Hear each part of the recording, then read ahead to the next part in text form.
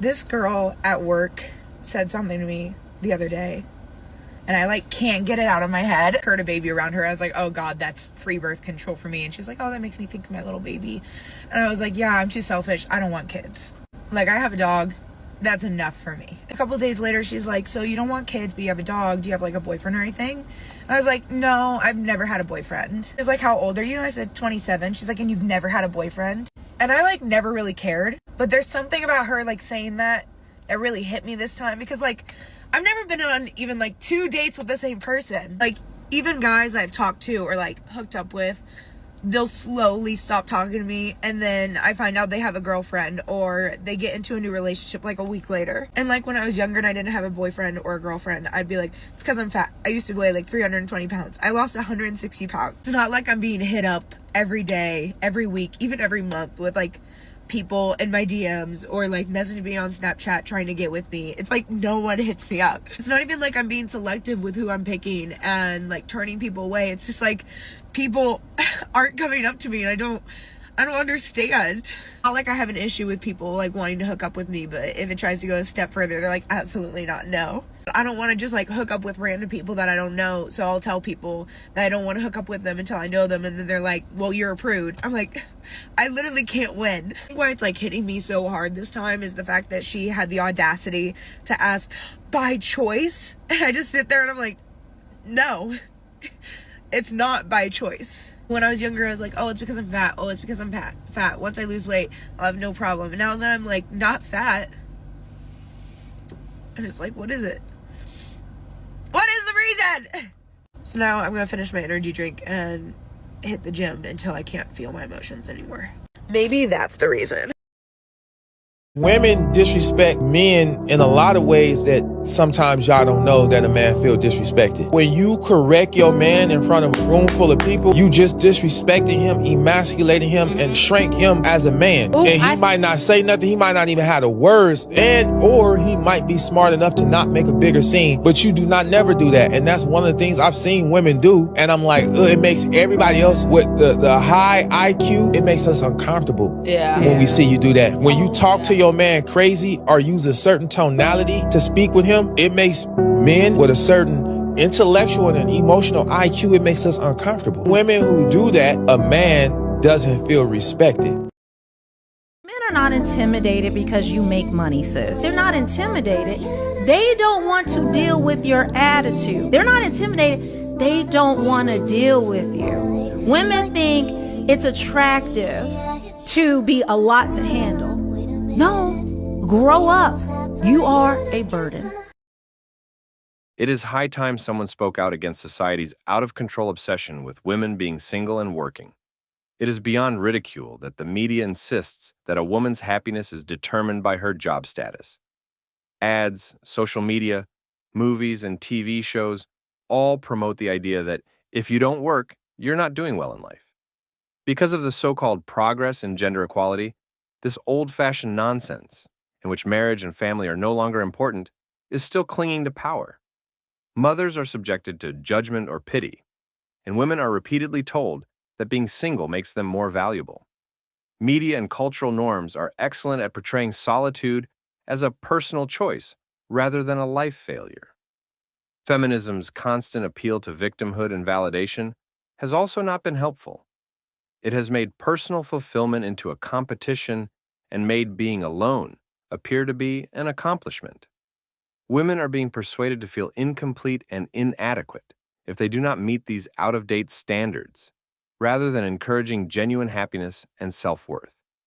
It's about time we acknowledged that genuine contentment comes from within and stopped pretending that meeting societal expectations is the only thing that matters. Women are immediately falling into isolation as a result of feminism's constant push for female empowerment. The movement's adage that you don't need a man to be happy almost seems to encourage isolation. Women are instructed to put their careers and independence first, frequently at the expense of genuine, satisfying relationships. The paradox?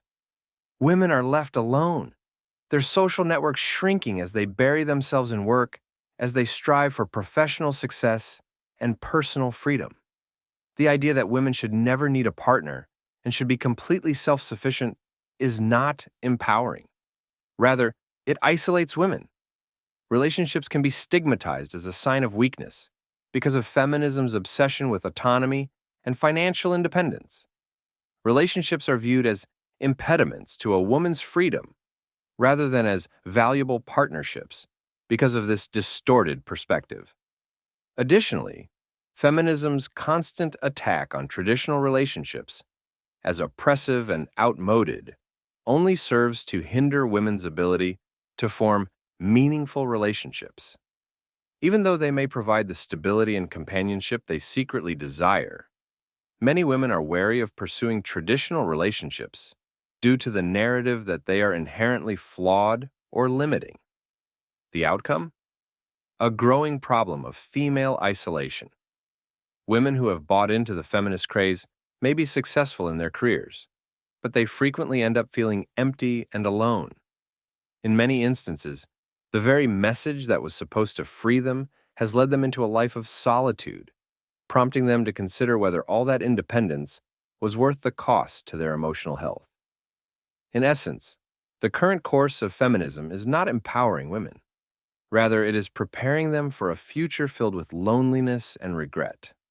Women may be becoming more isolated than ever as a result of their quest for independence and career success, realizing too late that they have given up genuine connection in exchange for a hollow sense of freedom.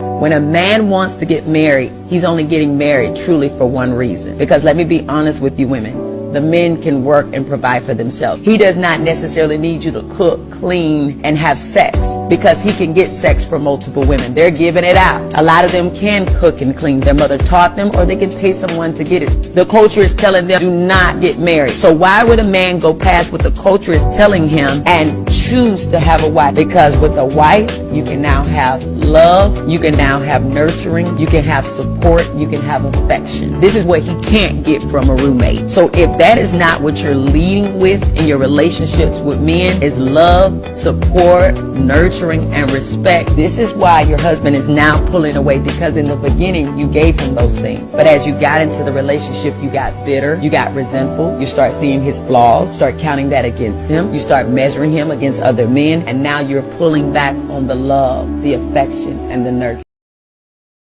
The other thing a woman doesn't want, and no men really want to have around either, is a man who's actually weak and unskilled, who pretends to be moral and kind, not only to cozy up to women, but also to parade his weakness as moral virtue. You know, I'm not the mean guy, I'm not the bad guy. Well, the reason for that is you're too goddamn weak to manage that. And instead of just admitting that forthrightly and doing something about it, you parade it as a moral virtue. The really emotionally connected woman who's super loyal and super loving, she can't be with a man who's super busy. She can't do it. She's too anxious. She misses him too much. She needs him home all the time. She needs predictability. She needs stability. She wants a home. She wants you to help her put the kids to bed at night. Whereas the woman that's like, yeah, you can go on business trips for a couple of months. Yeah, you know, I'll see you when I see you. She tends to be a bit more emotionally detached. So what happens is that man ends up not having his emotional needs met at work, and sometimes they can be missed at home as well. So I've been seeing this guy for about 3 months now, and although we spend a lot of time together, we both decided that we don't want a relationship or anything too serious. So recently, one night after he drank a little bit, he might have slipped up and told me that he loved me. What were y'all doing when he told you he loved you? Well, we might have been in the process of getting into something. Every man in this room has said that at a particular time. Right? It doesn't mean that we love you.